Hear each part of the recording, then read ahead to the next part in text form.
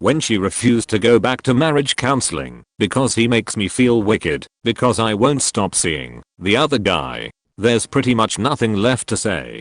She was 3 months pregnant and I was 5 months out to sea. A well-endowed husband at sea. My father died in Asia. Last minute I had to bolt to his funeral. Packing my bags, she lay there in bed and said, "I feel like you're just going on vacation." This was really upsetting. After his funeral, Buddhist, where I had to clean his weak old black and blue zombie face with palms and coconut oil, watch him doused in gas from a jerry can, and get set on fire with fireworks from a what she called me, and started lighting me up about our credit card debt, and told me I shouldn't care so much, because he was a shit father anyway. The next day I had to pick his bones out, put them in an urn, dress his ashes in clothes, after shaping them into the shape of a body, and drop his ashes into a hole in a trash-ridden unmarked grave in a small junglewood area.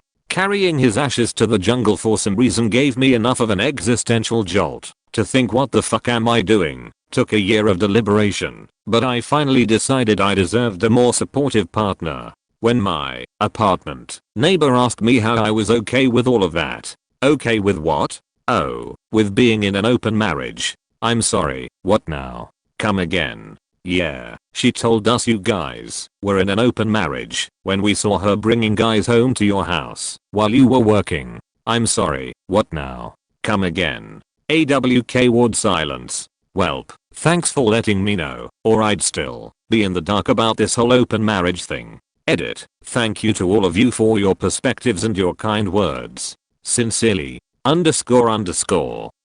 Oh yeah. He was a buddy of mine. We'd look out for each other and hang out whenever our schedules allowed. His wife and my ex used to hang out too. We'd go on double dates and play cards, etc. I had shared some of our challenges/struggles with him, so I think he was just trying to muster up the courage to point out that my ex was allergic to monogamy. She, my ex, had daddy/male attention issues. I think it was a compulsion for her to seek out male attention to fill the void that her absent father left. She was 2 years old when he bailed.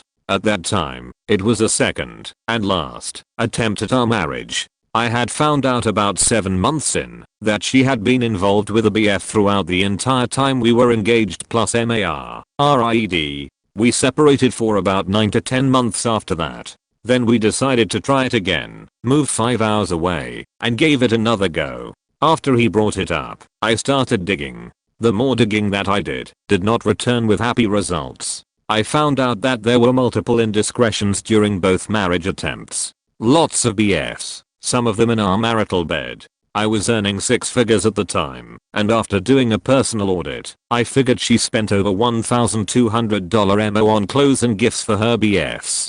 So after I stopped depositing money into our joint account, she started telling me of the physical interactions that she had participated in just to hurt me. LPT, if your so cheats, do not find out the details. It will fuck you up for a very long time. We were both young, and I don't fault her. She was broken inside and was unable to cope with it. It is what it is. When one of my husband's many girlfriends actually came up to me, apologized and said, "He told me that you knew about me and that you had an open marriage," I was already planning on leaving him because of the infidelities. She just made me move all that much faster. She didn't want to have to worry about coming home. She would sleep all day. We pulled up next to a truck one day and the guy was just glaring at me, then he peeled out and ran the red light. I asked her, "You know that guy?" She replied, "Yeah, we work together." Found out she was sleeping with this guy. I left soon after.